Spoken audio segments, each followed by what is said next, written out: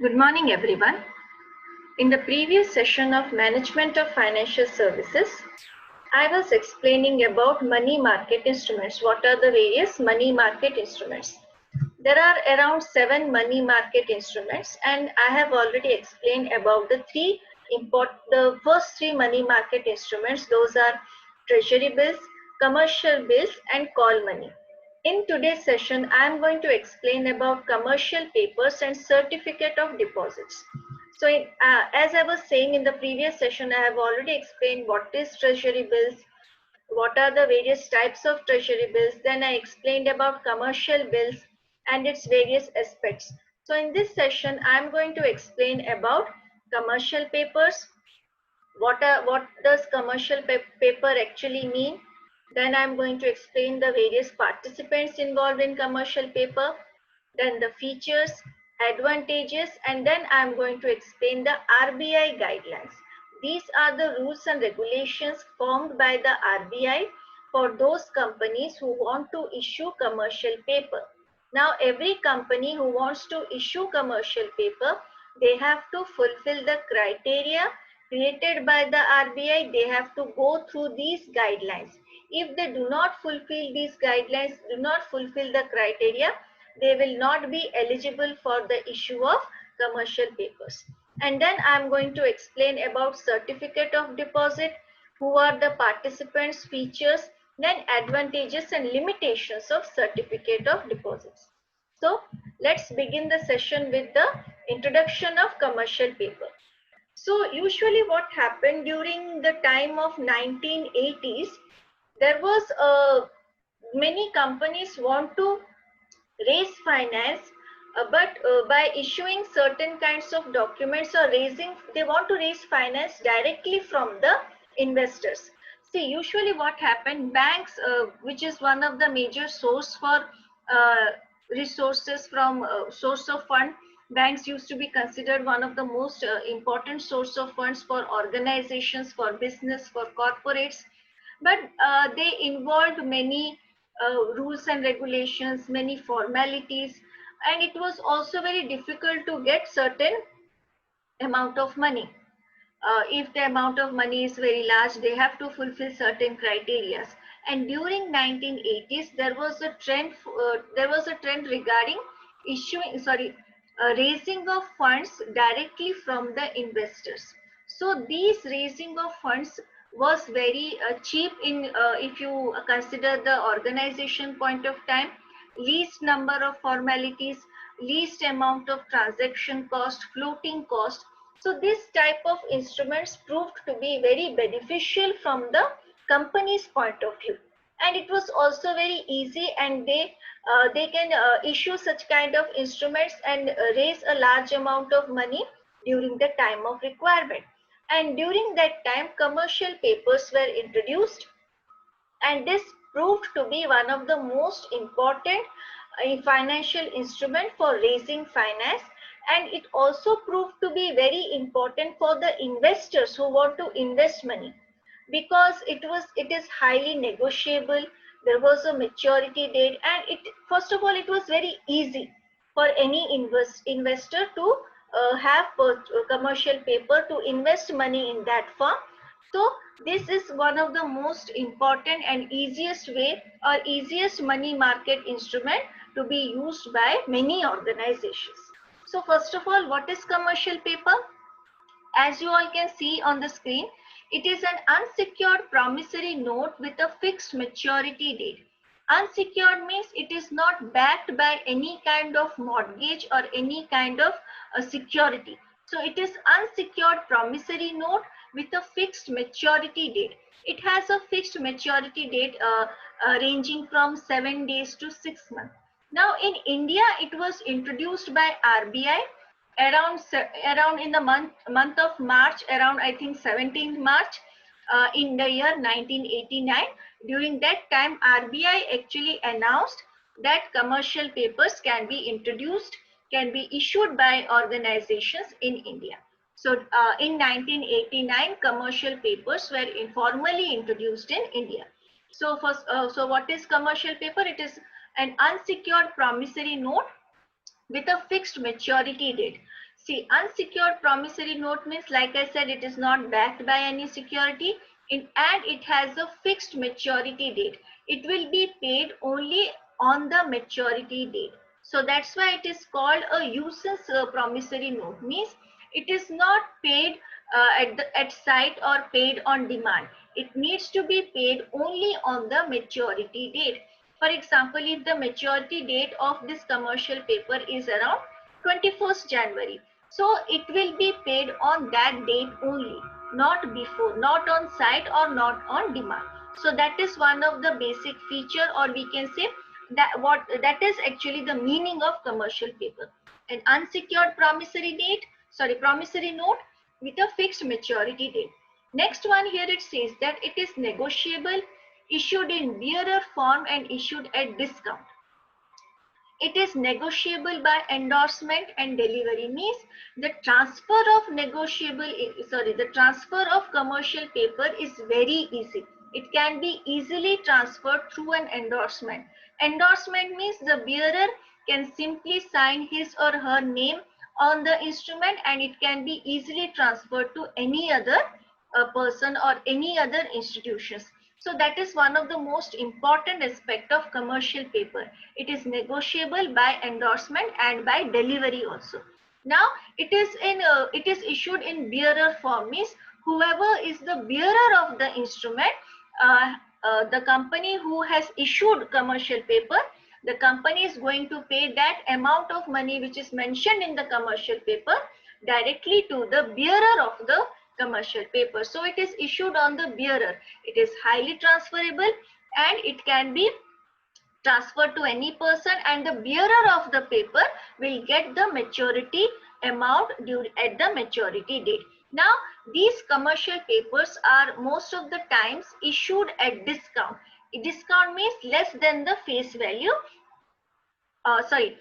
Less than the face value. So it means that the commercial paper are usually issued at discount. The amount of money which is to be paid is less than the face value. Then the next one, it is mentioned here that Waghal Working Committee was a group which was formed and which recommended the introduction of commercial paper to the RBI. So like I said, as RBI introduced on 27th March in the year 1989. So RBI actually introduced on the recommendation of Waghal Working Committee Group. So a working committee group was formed. They analyzed the situation, they analyzed about money market instruments, and then they recommended RBI that commercial paper can prove to be one of the most important money market instruments. They also mentioned the various aspects of money market instrument, how it is going to be beneficial for the company, how it is going to be one of the, or it is very useful money market instrument. And on those recommendations only, RBI on 27th of March in the year 1989 announced that commercial paper will be formally introduced in the Indian money market, in the Indian money market. So on 27th of March, it was introduced by RBI. So this is what actually commercial paper means. It is an unsecured promissory note, highly negotiable by endorsement and delivery. It is issued in bearer form and it is issued at a discount rate, and it also has a fixed maturity date. So this is actually the meaning of commercial paper. Now let us discuss the participants of commercial paper. Who are the participants? There are two categories of participants, the issuers and the investors. Issuers are the companies which are issuing commercial papers, and investors are those who are investing a large amount of money and claiming the commercial paper. So these are the two participants of commercial paper. So who can issue commercial paper? Private companies can issue commercial paper, public companies can also issue commercial paper, and non-banking companies can also issue commercial paper. So these are the various issuers of the commercial paper: private company, public company. But they have to fulfill certain criteria, they have to fulfill certain guidelines, then only they will be eligible for issuing commercial paper. So private organization, private company, that is private company, public company, non-banking corporations, and many other sectors can issue commercial papers. Now, who are the investors? Individuals can become investors, even bank can become investors, financial institutions, even NRI can also become investors. So the participants are issuers and investors. So investors, who can be the investors? Anybody can be investors, financial institutions, banks, individuals, as well as NRIs. But NRIs, they can invest in commercial paper in a non-repatriate manner, means the money cannot be transferred back to their country. So in that form, they can issue, or sorry, they can invest in the commercial papers. Okay, so these are the two participants of commercial paper. Next, we are going to discuss the various features of commercial paper. First of all, it says that it is a short-term money market instrument. Obviously, if it is a part of money market, it will be definitely a short-term money market, and the time period of the maturity time period of money, the maturity time period of commercial paper is around 7 days to 6 months. So it is highly marketable, or we can say it is extremely short. It can be matured within 7 days of issue, or it can be matured in the within the 6 months of the issue of the commercial paper. So the time period is very short, and it comprises of use-as promissory note with a fixed maturity date. So use-as promissory note here means that it cannot be paid on demand, it cannot be paid on site, it needs to be paid on the maturity date only. So that is the use-as promissory note. The amount of money which the company is supposed to pay to the investor, it is going to be paid on that maturity date only, not on site, not on demand. So that is one of the basic feature of commercial paper. The second one is that it is a certificate of evidence. As it is an unsecured promissory note, it proves to be as a certificate. There is an evidence that this institution, this individual has provided this much amount of money to a particular organization by having or by purchasing a commercial paper. So that is a certificate. It can actually prove the claim of the investor on that particular amount of money which the individual or the bank or the institution has actually invested in the organization. Now the third feature is it is issued at discount. Like I already said that it is issued less than the par value. So whatever is the face value of the commercial paper, it is always issued at a discount rate. So it can encourage more and more investors to invest in commercial papers. The next one is issuers promises to pay the bearer. Like I said, it is issued in the bearer form, means whoever holds the form will actually get the payment from the issuer, that is the company who has issued commercial paper. They are going to pay the amount of money on the maturity date to the bearer of the commercial paper. Clear? Then next feature is it can be issued directly by the company to the investor. So usually what happened, like I said, when the company wants to raise finance from banks or any other financial institution, they used to have a lot of formality. Actually, what happened in this instrument, they are in directly contact with the investors. So they directly issue the commercial paper to the investors without any middleman involved in that. They are in direct contact with the investors, whether it is a bank, whether it is a financial institution, or whether it is an individual. So they can directly come in contact with the investors. They can directly provide them commercial papers, get the money. There is a least amount of money involved in floating cost. The floating cost is very low. The transaction cost is very low. There is no question of brokerage also. So these are the things which proves to be very beneficial for the company. One of the safest instrument for the company through which they can raise a large amount of money during the time of requirement. So these are the basic features of commercial paper. Now we are going to discuss the Advantages of commercial paper. First of all, like I said, it is highly transferable, it is negotiable by endorsement.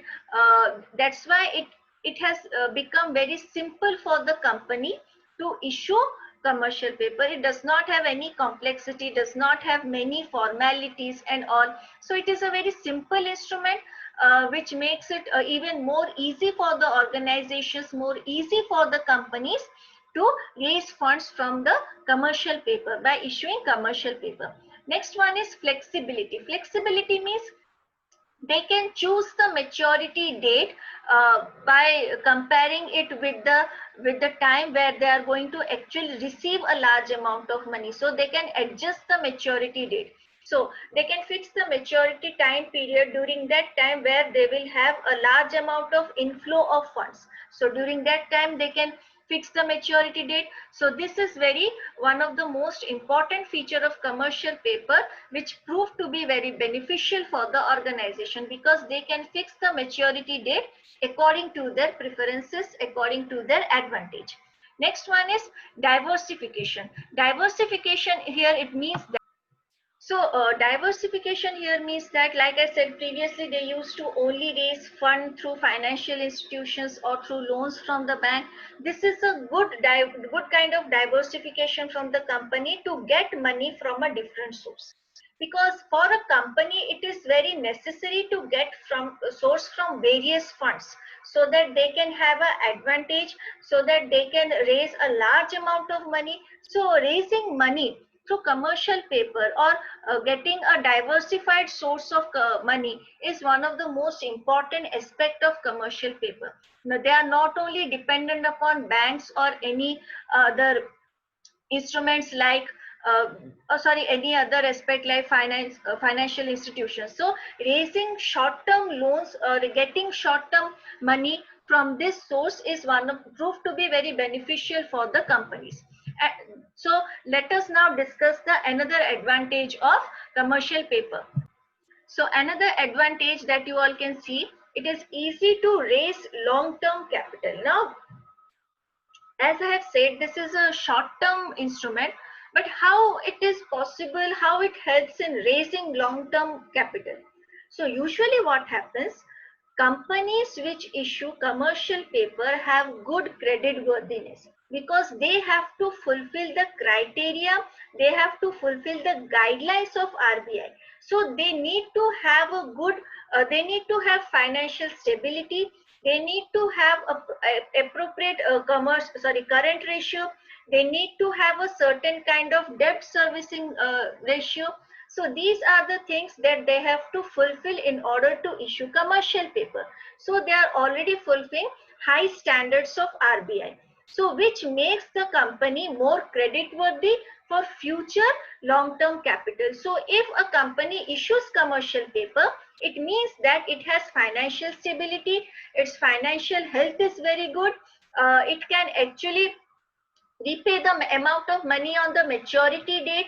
So it makes it more credit worthy, it makes the company more and more credit worthy, through which they can use this credit worthiness in raising long term capital also. So with the issue of commercial paper, the credit worthiness of an organization, of a company increases, which helps them to issue long term capital. Now the next advantage is that higher returns. Now, investors who are investing in commercial papers, they usually get higher returns in a very short time period. So banks, financial institutions, when they have large amount of money, where they do not want to lock their money for a long time period, they invest in commercial paper. The time period is very short, and the return is also very good in comparison to other instruments, even long term or even short term. So this is one of the most profitable instrument to invest from an investor point of view. It provides high return to the investors. So the last advantage that we are going to discuss is movement of funds. Movement of funds means, like I said, it is highly negotiable by endorsement and delivery. So the movement of commercial paper from one person to another individual or to another institutions, it is issued in a bearer form, so it is highly tradable. So it leads to that trading in the trading in the secondary market, because of which there is a large there is a possibility of movement of fund, because it is not suppose I'll give an example. A bank has purchased invested in commercial paper, and it does not want to hold on to the commercial paper. They can again transfer it to anyone or to any other institutions, and that leads to movement of fund. So that is the actual meaning of the last advantage. So whoever got institution or whatever, or any institution having surplus amount of money, they want to have commercial paper, so they can easily sell the commercial paper in the secondary market.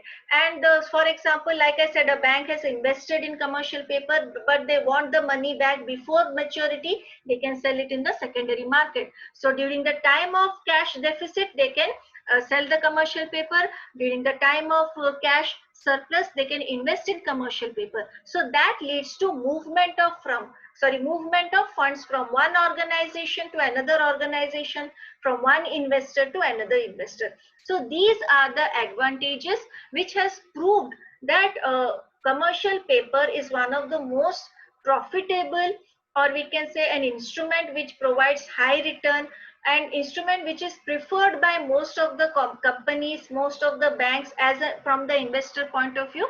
So these are the advantages. Now let us discuss the main aspect of commercial paper, that is the RBI guidelines. See, these guidelines needs to be followed by every company or any organization who want to issue commercial paper. So if they do not fulfill these criteria, they won't be eligible for the issue of commercial paper. So what is the first guideline given by RBI? See, a company can issue commercial paper only if they have to fulfill these criteria. Tangible net worth less than 10 crores. So first of all, the first point here says that, so here it says that tangible net worth means tangible means which can be seen, which can be touched. That is the tangible net worth, not less than 10 crores. So the net worth needs to be more than 10 crores as per the latest balance sheet. So according to the latest balance sheet, whatever balance sheet they have, it needs to be the latest one, and it needs to prove that they have a tangible net worth more than 10 crores. So less than 10 crores, any company having less than 10 crores as their tangible net worth, they are not eligible for issuing commercial papers. The second one is the current ratio needs to be 1:33. So 1:2, that is the current ratio, that is current assets to current liability.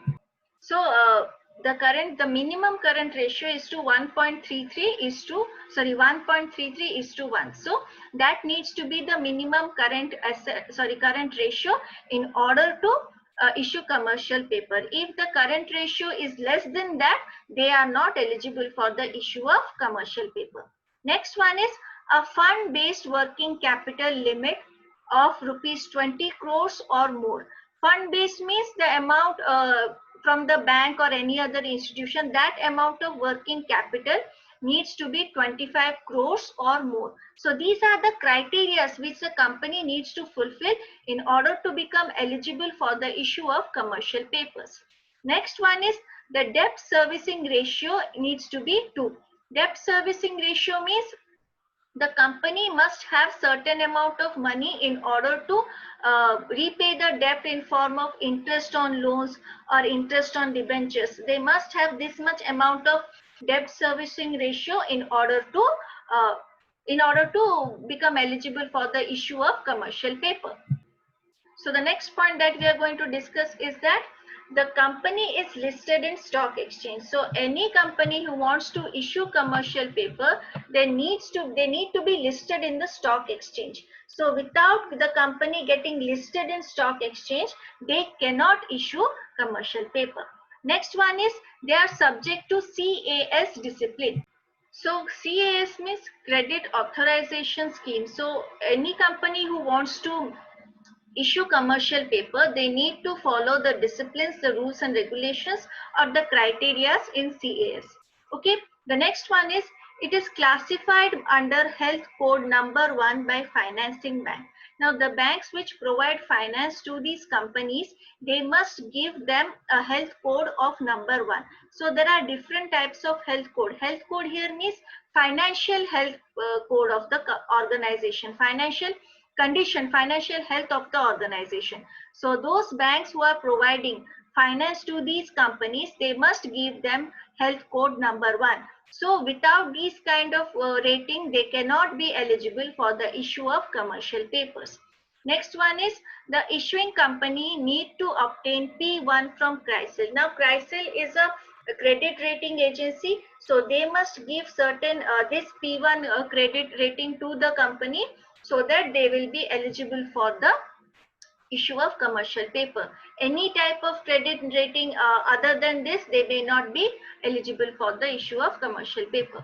So the next point that we are going to discuss is commercial papers need to be issued in the multiplier of 25 lakhs, means either they can issue 25, the multipliers means 25 lakhs, 50 lakhs, so in that way only they can issue commercial paper in multiplier of 25 lakhs.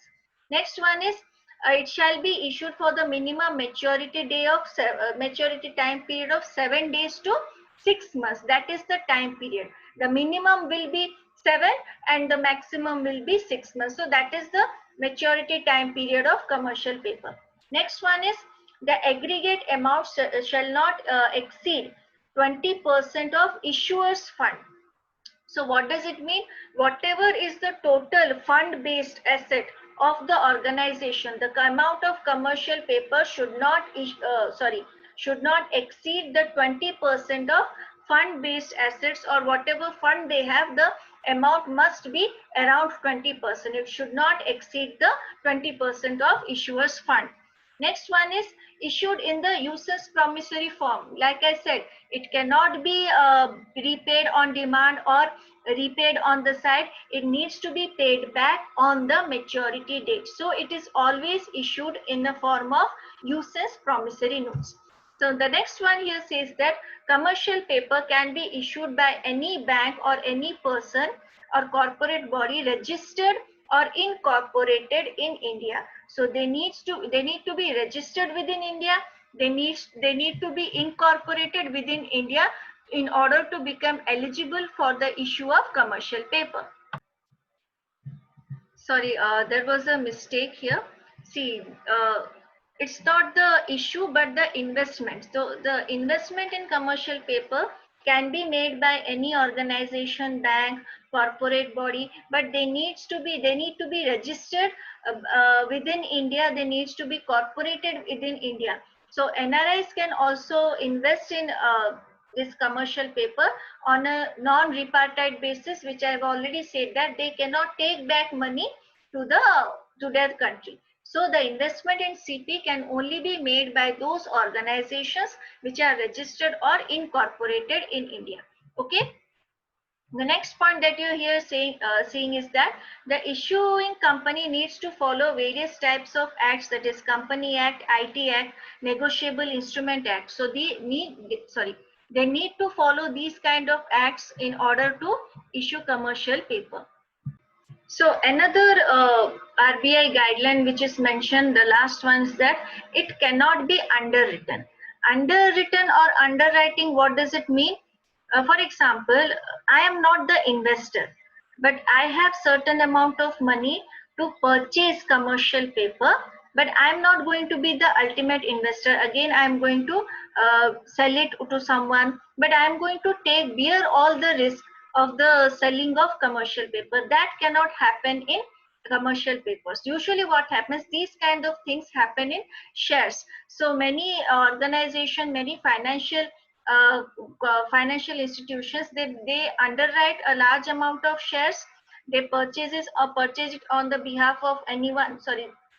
They become underwriter. They purchase the number of shares and resell in the market, taking a certain benefit, taking a certain benefit after the resale of the resale of the shares. This underwriting process cannot take place in commercial paper. Whoever is investing in commercial paper, they are supposed to be investors. So, or they can resell in the secondary market, they can transfer it to anyone. That is a different way. And so first of all, underwriting cannot be involved in commercial paper. So these are the RBI guidelines which every organization need to follow in order to issue commercial paper.